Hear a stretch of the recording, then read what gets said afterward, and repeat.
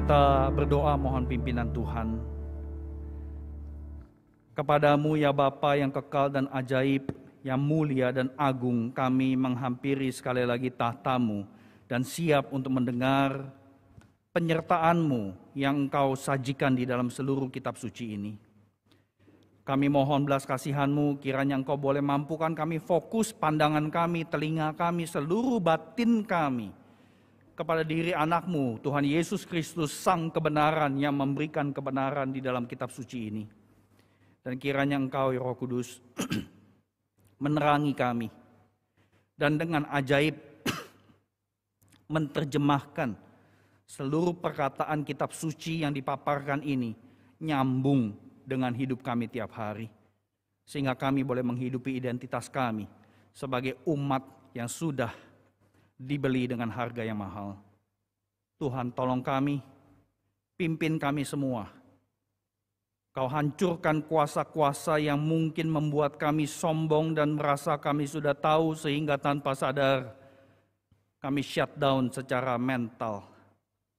Atau mungkin ada kedukaan, kesedihan yang membuat kami tanpa sadar shutdown dari apa yang Kau mau sampaikan sehingga kami miss firman-Mu. Tuhan, bungkus tutup kami semua dengan kuasa darah-Mu. Di dalam nama Tuhan Yesus, dengar seru doa kami. Amin. Sekali lagi shalom jemaat Ketapang yang dikasihi Tuhan Yesus. Tema pujian di kala duka, kedengarannya bagus ya. Tapi jujur secara praktek nggak terlalu mudah untuk kita lakukan. Nah, karena kalau orang lagi berduka disuruh nyanyi, kayaknya gimana gitu ya. Kalau misalkan Bapak Ibu ingat-ingat dulu gereja Anda itu punya pergumulan dibakar dan sebagainya, kemudian disuruh nyanyi. Kayaknya ada yang nggak nyambung, mestinya kan nangis gitu kan. Tapi ini diajak menyanyi. Namun saudara terkasih, memang saya mengakui ya, tetap memuji Tuhan di kala duka bukan praktek hidup Kristiani yang mudah diterapkan. Sebab waktu kita hadapi kesusahan, musibah, kedukaan yang sering kali muncul pertama kali adalah pikiran kita kacau balau. Batin kita apalagi. Yang kita pengen saat itu adalah kalau sakit langsung sembuh kek. Kalau yang usaha kerja itu penghasilan udah menurun, Tuhan kasih kek rezeki yang baru yang bisa kasih profit, kasih keamanan, security secara finansial agak panjangan dikit gitu loh. Kalau yang kita merasa kesepian, ya kesepian karena meskipun di rumah udah semuanya ngumpul, tapi semua sendiri-sendiri masuk kamar masing-masing. Kita kesepian, kita maunya semua pinggirin kesibukan masing-masing, yuk kita ngumpul, ya supaya kita nggak kesepian. Jadi Bapak Ibu Saudara yang terkasih, tetap memuji Tuhan di kala duka bukan hal yang mudah. Namun contoh-contoh di Alkitab menunjukkan pujian di kala duka justru malah menjadikan iman kita makin tangguh. Dan saya kira Ayub adalah salah satu contoh tokoh di dalam Alkitab yang menunjukkan hal tersebut. Silakan Bapak Ibu membuka Ayub pasal 1 ayat 13 sampai 22, di mana Ayub secara dadakan dihantam masalah bertubi-tubi. Nah, kalau Anda perhatikan patrun ayat 13 sampai 22, patrunnya kurang lebih seperti ini ya, ayat 13 sampai 19. Ada pola yang sama, simetris ya. Saya bacakan dengan cara pola seperti yang ada di slide. Ayat 13. Pada suatu hari, ketika anak-anaknya yang lelaki dan yang perempuan makan-makan dan minum anggur di rumah saudaranya mereka yang sulung, datanglah seorang pesuruh kepada Ayub dan berkata, sedang lembu sapi membajak dan keledai-keledai betina makan rumput di sebelahnya, datanglah orang-orang Syeba, menyerang, merampas, memukul penjaganya dengan mata pedang. Hanya aku sendiri yang luput sehingga dapat memberitahukan hal itu kepada Tuhan. Ayat 13 sama 15 itu sama ya, diulangin lagi di ayat 17. Mirip sekali. Sementara orang itu berbicara, datanglah orang lain dan berkata, orang-orang Kasdim membentuk 3 pasukan lalu menyerbu unta-unta dan merampasnya serta memukul penjaganya dengan mata pedang. Hanya aku sendiri yang luput sehingga dapat memberitahukan hal itu kepada Tuhan. Nah, kemudian bencana alam. Ayat 16. Sementara orang itu berbicara, datanglah orang lain dan berkata, Api telah menyambar dari langit dan membakar serta memakan habis kambing domba dan penjaga-penjaga. Hanya aku sendiri yang luput, sehingga dapat memberitahukan hal itu kepada Tuhan. Ternyata ayat 16 mirip dengan ayat 18 dan 19. Sementara orang itu berbicara, datanglah orang lain dan berkata, anak-anak Tuhan yang lelaki dan yang perempuan sedang makan-makan dan minum anggur di rumah saudara mereka yang sulung. Maka tiba-tiba angin ribut bertiup dari seberang padang gurun. Rumah itu dilandanya pada 4 penjurunya dan roboh menimpa orang-orang muda itu sehingga mereka mati. Hanya aku sendiri yang luput sehingga dapat memberitahukan hal itu kepada Tuhan. Saudara yang terkasih, kalau kita bacanya urutan 13 sampai 19, seolah-olah gini loh. Satu musibah belum sempat direspons, datang lagi musibah lain. Ya, itu ditumpuk musibah demi musibah kepada Ayub. Tapi anehnya di ayat 20 sampai 21 Ayub melakukan aksi kedukaan dengan cara sujud menyembah. Ini aneh, saudara yang terkasih. Ayat 20 dan 21 saya bacakan. Maka berdirilah Ayub lalu mengoyakkan jubahnya, kemudian mencukur kepalanya tanda berduka, kemudian sujudlah ia dan menyembah dan berkata, dengan telanjang aku keluar dari kandungan ibuku, dengan telanjang juga aku akan kembali ke dalamnya. Tuhan yang memberi, Tuhan yang mengambil, terpujilah nama Tuhan. Bapak Ibu saudara yang terkasih, kok bisa di tengah-tengah musibah bertubi-tubi Ayub masih bisa ngomong sebuah kalimat doksologi singkat? Apa rahasia hidup seorang Ayub sehingga dia tetap memuji Tuhan di kala musibah bertubi-tubi menghantamnya? Bahkan musibah ini gak cuma di luar diri Ayub. Kalau kita baca selanjutnya, musibahnya sekarang kena ke badannya dia. Ayub kemudian disuruh istrinya mengutuki Allah. Tetapi kata-kata Ayub di pasal 2 ayat 10. Tetapi jawab Ayub kepada istrinya, engkau bicara seperti perempuan gila. Apakah kita mau menerima yang baik saja dari Allah, tetapi tidak mau menerima yang buruk? Dalam kesemuanya itu, Ayub tidak berbuat dosa dengan bibirnya. Mulut dan bibir Ayub di awal kisahnya ini tetap memuji Tuhan Allah di tengah segala musibah dan kedukaannya. Apa rahasianya? Nah Bapak Ibu saudara yang terkasih, untuk mengetahui rahasia sikap Ayub, saya mau mengajak kita untuk membandingkannya dengan sikap dari Bani Korah. Ya, yang menyampaikan sebuah nyanyian pengajaran di kala duka. Silakan Bapak Ibu beralih kepada Mazmur 42 dan 43. Alihkan perhatian kepada pemazmur, lalu saya akan kaitkan balik kepada Ayub. Nah, mengapa saya ajak merenungkan dengan cara seperti ini? Karena Ayub sama pemazmur memiliki kemiripan sikap atas musibah dan kedukaan. Nah, Bapak Ibu saudara yang terkasih, Mazmur 42 sampai 43 sebenarnya mirip dengan Mazmur 62 yang tadi kita bacakan di dalam salah satu bagian liturgi. Nah, ada 3 aspek penting untuk kita hayati dalam kaitan peran pujian di kala duka. Nah, ketiga aspek ini disampaikan oleh pemazmur dalam realita air mata. Dia lagi susah hatinya, jiwanya tertekan, dia gelisah. Dia sampaikan 3 aspek ini di dalam Mazmur 42 sampai 43. Pujian di kala duka sebagai instrumen memori iman, sebagai instrumen doa peneguhan iman, dan sebagai instrumen pengarah hidup iman. Dalam ketiga aspek tersebut, pemazmur dengan gamblang menyampaikan masalah hidup dan kedukaannya secara umum. Nah, kita lihat yang pertama. Saya bacakan Mazmur 42 ayat 1 sampai 6. Seperti rusa yang merindukan sungai yang berair, demikianlah jiwaku merindukan Engkau ya Allah. Jiwaku haus kepada Allah yang hidup. Bilakah aku boleh datang melihat Allah? Air mataku menjadi makananku siang dan malam, karena sepanjang hari orang berkata kepada aku, di mana Allahmu? Inilah yang hendak ku ingat, sementara jiwaku gundah gulana. yaitu bagaimana aku berjalan maju dalam kepadatan manusia mendahului mereka, melangkah ke rumah Allah dengan suara sorak-sorai dan nyanyian syukur dalam keramaian orang-orang yang mengadakan perayaan.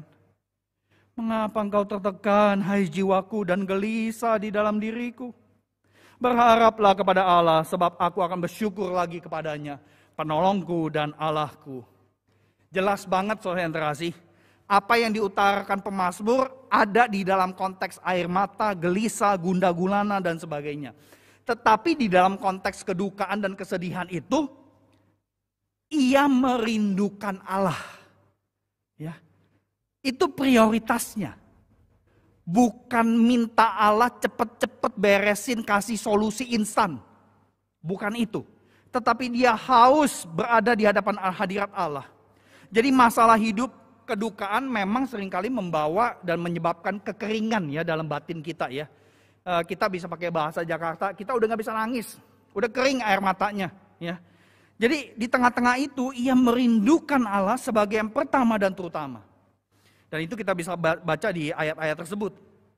Di tengah air mata, gundah gulana, gelisah, pujian berperan sebagai instrumen memori iman dalam hidupnya.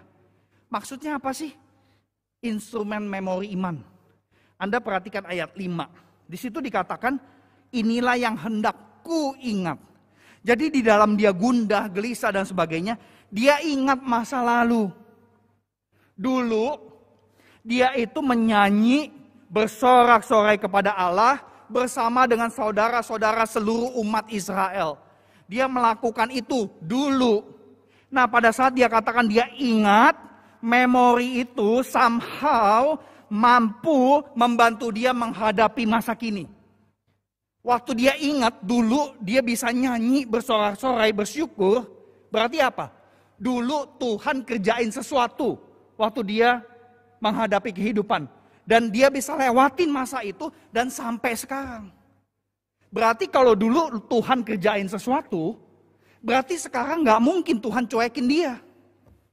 Berarti memori yang dia ingat dulu dia menyanyi, itu punya dampak buat hari ini. Ketika dia masih ada di dalam air mata, gundah gulana gelisah. Jadi memori itulah yang mendorong pemazmur tetap memuji Allah di masa sekarang meskipun ada kedukaan. Makanya dia lakukan semacam self-talk. Ya, dia ngomong ke dirinya sendiri. Kenapa engkau tertekan? Hai jiwaku dan gelisah dalam diriku. Seakan-akan dia nasehatin dirinya sendiri. Ingat karya Tuhan. Ingat hai jiwaku. Ketika engkau nyanyikan syukur dulu dengan sorak-sorai. Karena Tuhan itu memberikan solusi, kekuatan. Jadi dia ngomong ke dirinya sendiri dan dia menyemangati dirinya di hadapan hadirat Tuhan. Karena terakhir dia bilang, berharaplah kepada Allah. Jadi dia kasih tahu dirinya sendiri, saudara yang terkasih. Dengan kata lain, buat kita, ini yang perlu kita tanya kepada diri kita masing-masing. Ada gak sih pujian yang betul-betul terukir di dalam diri kita waktu dulu kita menghadapi kesulitan? Ada gak pujian yang seperti itu? Yang benar-benar nempel. Kalau gak ada, berarti mungkin kita belum jadi pemuji Allah di dalam keseharian kita. Kita cuma nyanyi hari Minggu. Kita tidak menjadikan nyanyian itu sebagai ungkapan kita kepada Allah. Nah saudara yang terkasih, ini yang perlu kita perhatikan dalam kehidupan kita. Biarlah kita menjadi pemuji Allah bukan cuma dalam kebaktian Minggu, tetapi belajar menaikkan pujian bagi Allah setiap hari. Karena itu akan membentuk kerohanian kita. We become what we sing. Seperti seorang ahli katakan seperti itu. Nah pertanyaan tadi, pemeriksaan diri. Ada gak pujian yang terukir waktu dulu-dulu? Kalau ada, puji Tuhan. Kalau ada yang terukir dalam batin, berarti kita diajak ingat. Apa saja sih karya Tuhan dulu waktu kita susah? Tapi toh kita lewat ya. Kita bisa nyampe hari ini. Kita bisa ngalamin pandemi. Kita bisa melihat betapa rapuhnya manusia. Kita nyampe hari ini. Ya. Berarti itu satu alasan untuk bersuka cita dan memuji Tuhan. Nah apa yang saya utarakan ini Ada kisah nyatanya, saudara yang kasih. Ini bukan teori dari firman Tuhan. Kisah Joni Eareckson Tada, nama yang kita kenal. Beliau adalah seorang ibu pelayan Tuhan yang sudah memberkati dunia luar biasa. Dan dia mengalami musibah lumpuh dari leher ke seluruh badan. Cuma lehernya yang goyang-goyang, tapi tangannya udah begini. Duduk di kursi roda sejak umur 17 tahun. Nah, bukan cuma di usia remaja, dia kena musibah lagi, kena kanker 2 kali. Waktu umur kurang lebih di hampir umur 60. Udah bersih kankernya, kedua kali relapse, kanker payudara. Tapi sembuh. Ya, meskipun sudah relapse. Udah kemo segala macam. Terakhir kena juga COVID.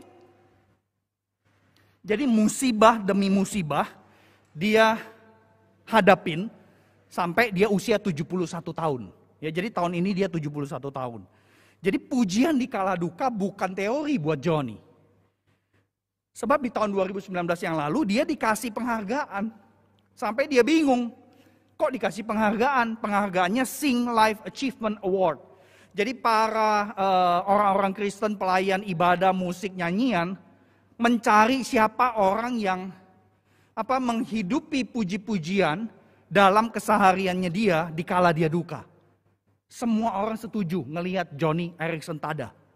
Makanya ini adalah penghargaan yang pertama kali diberikan. Dan waktu Joni diberikan dia bingung. Kok pakai penghargaan segala sih? Saya memuji Tuhan itu udah bagian daripada hidup saya. Jadi Bapak Ibu saudara yang terkasih, tahun ini beliau diundang lagi di dalam acara Sing Global yang baru selesai September lalu di Amerika. Dalam kesempatan tersebut, Joni membawa seluruh umat Kristen global yang ikutan untuk ingat satu pujian yang dulu ya menjadi kekuatan ketika dia tahu dia lumpuh. Ya, seorang anak remaja 17 tahun tahu lumpuh, pikiran pasti macam-macam, dia pengen bunuh diri waktu itu. Nah, saudara yang terkasih, banyak lagu hymn yang dia ingat. Tapi ada satu lagu ya yang juga terus bekerja, memberikan kekuatan waktu dia usia 71 tahun, waktu dia menghadapi COVID juga. Nah, salah satu lagu hymn ini terukir dalam hidupnya. Dan kemudian dia ajakin seluruh orang Kristen yang ikutan conference tersebut untuk nyanyi. Ini lagunya. My hope is built on nothing less than Jesus' blood and righteousness.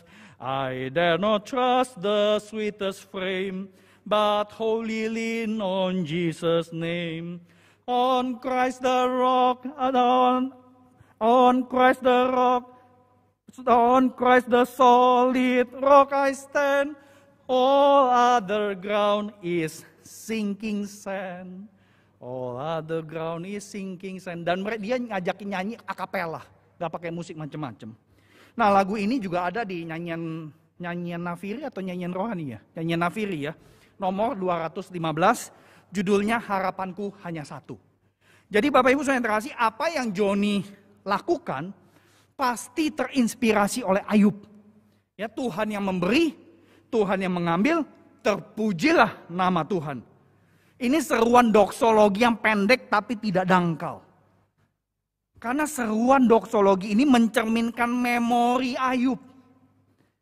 Ya, Ayub nggak lupa bahwa semua hartanya, ternak dan sebagainya itu juga kepunyaan Tuhan. Jadi Tuhan yang kasih, Tuhan yang ambil, ya udah, terpujilah nama Tuhan. Ketika Tuhan ambil seketika dia kagak ngerti, tapi dia tetap memuji Tuhan. Jadi doksologi singkat ini mendorong Ayub ingat segala yang baik yang dia sudah kecap di masa lalunya. Dan ingatan akan masa lalu itu menguatkan dia menghadapi musibah-musibah yang bertubi-tubi tadi. Artinya saudara yang terkasih, doksologi yang singkat itu berfungsi sebagai instrumen memori iman. Nah, yang kita nggak tahu, Ayub ini nyanyi atau ngomong. Tuhan yang memberi, Tuhan yang mengambil, terpujilah nama Tuhan. Kita nggak tahu tuh dia nyanyi atau ngomong. Nah, dengan kata lain saudara yang terkasih, yang saya mau ajak adalah mari kita tidak mengunci pujian di kala duka itu sebagai lagu. Gak harus bentuknya lagu. Nah, Mazmur 42 ayat 5 tadi juga kita nggak tahu ya. Itu ada melodinya atau enggak. Memang secara umum para ahli bilang Mazmur itu lagu. Cuma nggak ada yang tahu lagunya kayak apa, ya. Karena Mazmur juga adalah sebuah doa. Yang jelas kita tidak boleh mengunci instrumen memori iman, bentuknya harus lagu. Jangan diabsolutkan. Dan saya bersyukur nggak perlu diabsolutkan karena gini loh soalnya terasi. Karena Tuhan kan tahu ya, nggak semua kita bisa nyanyi, nggak semua kita suka nyanyi, nggak semua kita pede untuk nyanyi gitu loh. Waktu kita nyanyi ada orang yang ketawa, kita jadi kagak berani nyanyi dan sebagainya. Jadi Tuhan tahu persis bentuk instrumen memori iman tidak harus lagu atau nyanyian. Karena apa? Karena waktu orang berduka, kedukaan itu punya dinamika yang misterius. Sehingga kita udah gak bisa nyanyi. Jadi jangan paksain orang untuk nyanyi. Kalau kita paksain, itu kejadiannya seperti Amsal 25 ayat 20. Yang berkata seperti itu. Apa sih artinya? Orang yang menyanyikan nyanyian untuk hati yang sedih, untuk orang yang berduka, seperti orang yang tanggalin baju di musim dingin, dan seperti cuka pada luka. Jadi Amsal ini bilang jangan paksa orang untuk nyanyi kalau dia lagi berduka. Kalau dipaksa malahan apa? Luka dan dukanya makin dalam. Itulah kenapa saya katakan bahwa kita jangan mengabsolutkan pujian itu harus bentuknya nyanyi atau lagu. Ya. Bentuk yang paling realistis adalah berdiam diri di hadapan Tuhan Allah. Waktu kita berduka, kita udah gak bisa nyanyi, jangan merasa bersalah. Diam di hadapan Allah. Tapi jangan lari menjauh dari Allah. Diam. Meskipun kita kelihatannya seperti orang dungu. Kita gak tahu kita mesti lakukan apa. Kita kayak orang bego. Tapi gak apa-apa, diam. Tapi di hadapan Allah. Dan itu yang terjadi sama Ayub. Dengan 3 temannya. 3 temannya gak nyanyi-nyanyi supaya menghibur Ayub. Enggak. 3 temannya datang, duduk, diem 7 hari, 7 malam. Itu yang menguatkan Ayub. Begitu ketiga temannya ngomong, Ayub kesel sama temannya. Udah lu gak usah banyak ngomong, lu kagak ngerti. Kurang lebih seperti itu. Jadi saudara yang terkasih, diam di hadapan Allah adalah sebuah aksi iman. Diam adalah sebuah silent praise. Bahwa Allah tidak membuang kita yang berduka. Dan diam ini dibahasakan dalam Mazmur 42 ayat 7-12 sebagai poin yang kedua. Pujian dikala duka sebagai instrumen doa peneguhan iman. Saya bacakan buat kita ayat 7-12. Jiwaku tertekan dalam diriku, sebab itu aku teringat kepadamu. Dari tanah sungai Yordan dan pegunungan Hermon, dari gunung Mizar, samudra raya berpanggil-panggilan dengan deru air terjunmu. Segala gelora dan gelombangmu bergulung melingkupi aku. Tuhan memerintahkan kasih setianya pada siang hari, dan pada malam hari aku menyanyikan nyanyian suatu doa kepada Allah kehidupanku. Aku berkata kepada Allah gunung batuku, mengapa engkau melupakan aku? Mengapa aku harus hidup berkabung di bawah impitan musuh? Seperti tikaman maut ke dalam tulangku, lawanku mencela aku sambil berkata kepadaku sepanjang hari, di mana Allahmu? Mengapa engkau tertekan hai jiwaku? Dan mengapa engkau gelisah di dalam diriku? Berharaplah kepada Allah, sebab aku bersyukur lagi kepadanya, penolongku dan Allahku. Soalnya yang terkasih, ungkapan di ayat 7-12 itu di dalam bahasa asli seperti ini.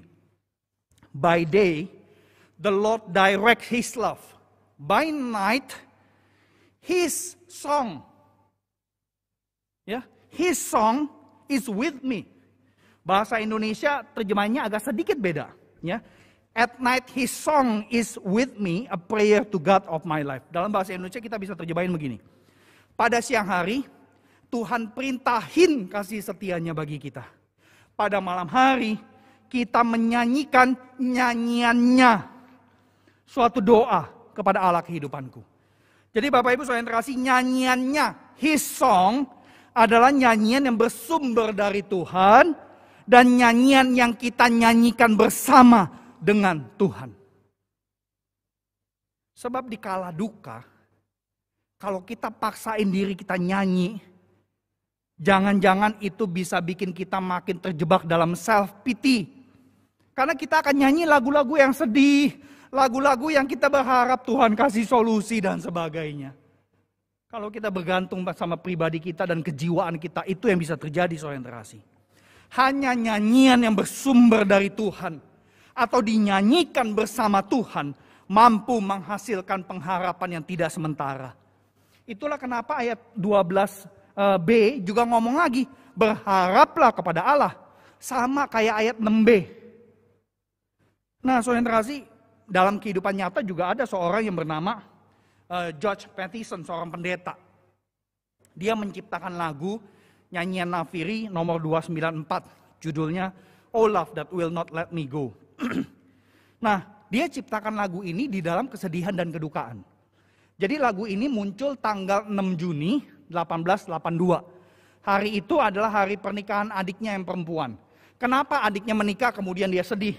Karena adiknya yang sudah temenin dia puluhan tahun karena dia buta. Jadi pada saat adiknya menikah, dia sedih karena adiknya bakal ninggalin dia. Tapi pada saat yang sama, pada saat dia lihat adiknya menikah, dia ingat dulu dia diputusin sama tunangannya. Umur 19 tahun.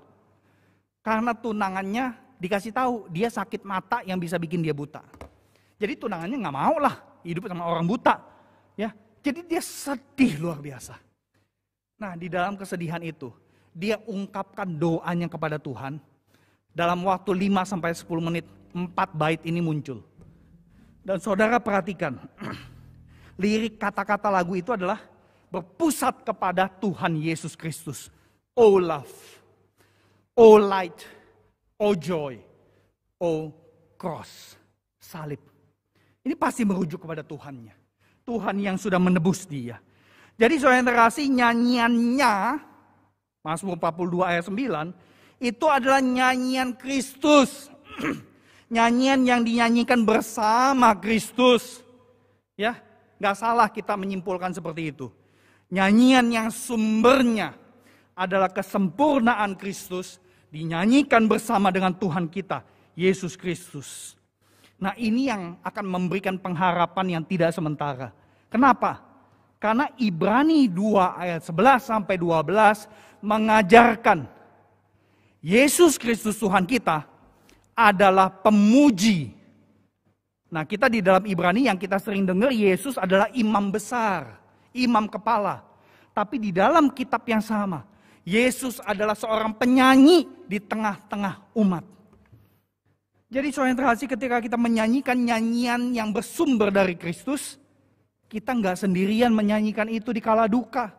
Tetapi Roh Kudus yang sudah diberikan buat kita, itu menolong kita berpartisipasi dengan nyanyian yang Tuhan Yesus nyanyikan. Karena ialah penyanyi yang sempurna. Jadi Bapak Ibu Saudara yang terkasih, hanya Yesus yang bisa ubah kedukaan kita jadi tarian dan sukacita. Karena Yesus penyelamat yang mengalahkan kedukaan terbesar, yaitu kematian. Dan dia bangkit menang untuk kita.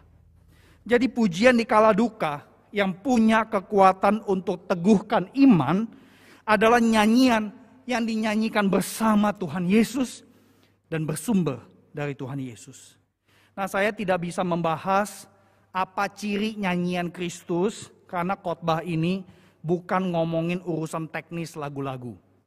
Tapi satu ciri utama yang tidak boleh tidak ada adalah referensi Allah Tritunggal. Kenapa? Karena nyanyian di dalam Mazmur 42 ayat 9, nyanyian adalah doa kepada Allah kehidupanku. Namanya doa, kita kan pasti sebutin tujuan doanya siapa.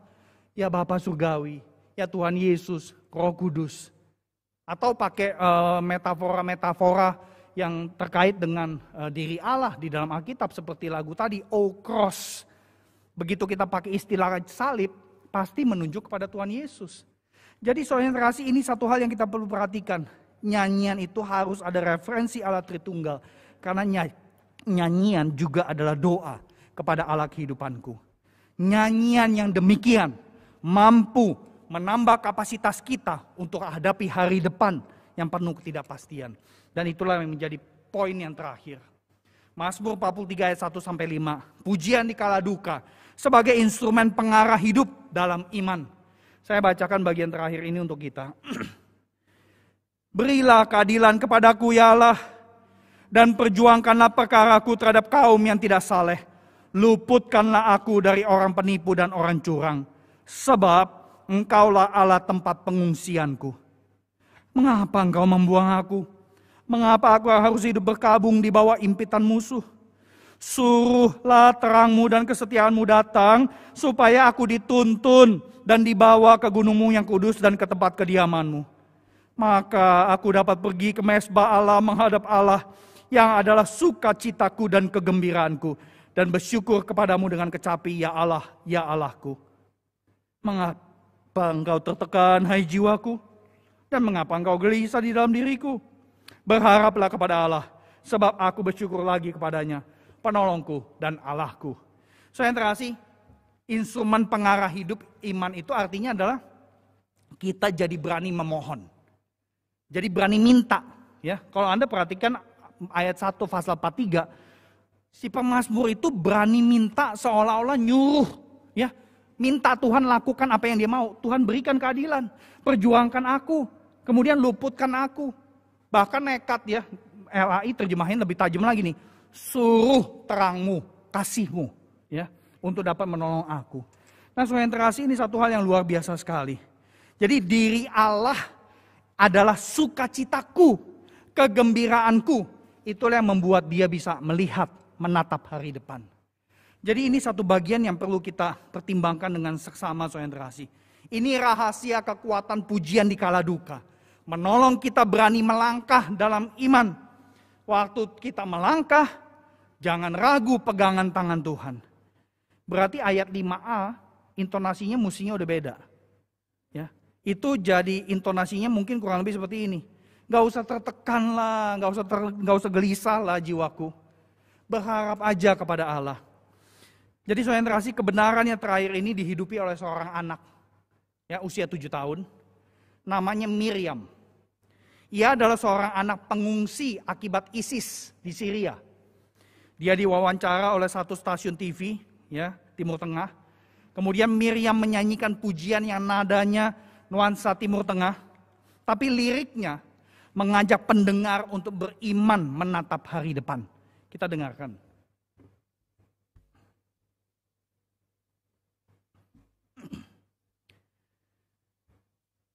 Suaranya tuh. قولي لي انت بقالك قد ايه هنا في المخيم؟ 4 أشهر. ايه اكتر حاجة انت حاسة ان هي كنت بتحبيها في كراكوش مش موجودة هنا دلوقتي في المخيم؟ كان عندنا بيت وكنا متونسين، بس يعني هنا ما متونسين، بس الحمد لله يعني الله سترنا. قصدك ايه؟ يعني ايه الله سترنا؟ يعني الله حبنا وما قبل يعني يقتلونا داعش. طيب انت حاسة قد ايه ربنا بيحبك صح؟ أيوة، ربنا بيحبنا كلنا، مو بس أنا، كل الناس يحبوهم الله. وانت شايفة ان ربنا كمان بيحب الناس اللي ممكن تبقى اذتك وزعلتك ولا لا؟ يحبوهم بس ما يحب الشيطان. طب انت شايفة، انت حاسة بايه ناحية الناس اللي ممكن تبقى خرجتك من البيت وتعبتك؟ ما راح اسويهم ولا شيء، بس يعني اقول لله يسامحهم. انت فاكرة ترنيمة او فاكرة حاجة لما بتبقي قاعدة لوحدك كده بتحبي ترنميها او تكلمي يسوع بيها، ولا مش فاكرة ولا حاجة خالص؟ عندي ترانيم. طب تحبي تقولي اكتر واحدة انت بتحبيها؟ تبقى صغيرة وقصيرة بس نسمعها منك، ايه رأيك؟ اكو واحدة.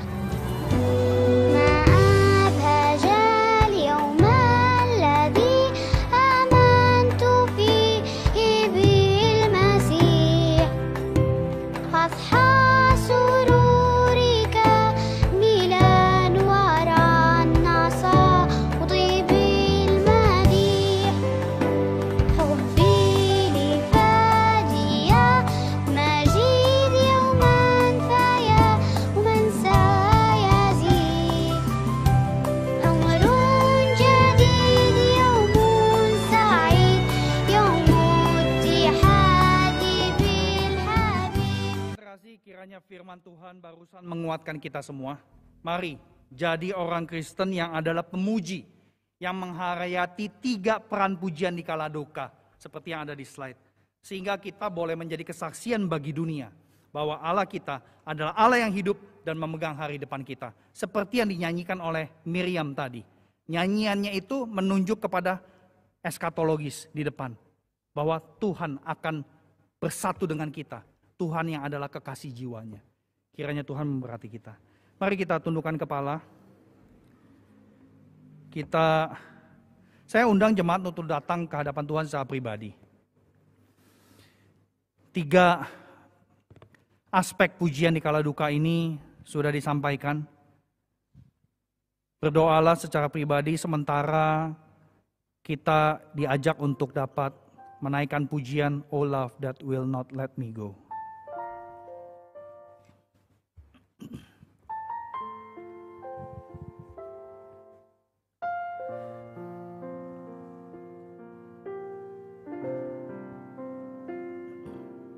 Oh kasih yang besertaku, ku berteduh di dalamnya, ku serahkan hidup padamu, agar aku dipenuhi dengan kasih Tuhan.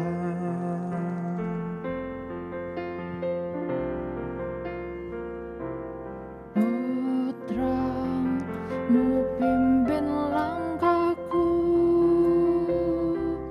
mataku memandang Dia, jiwaku disegarkannya, dalamnya terang bersama, bersinar selalu.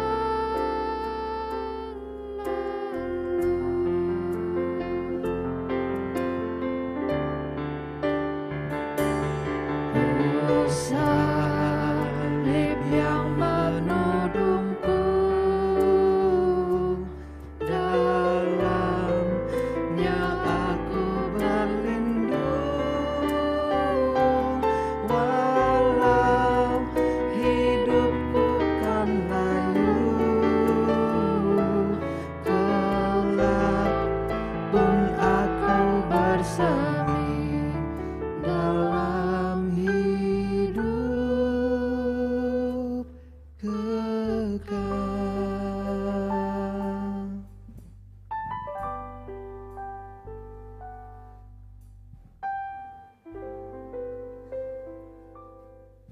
Amin.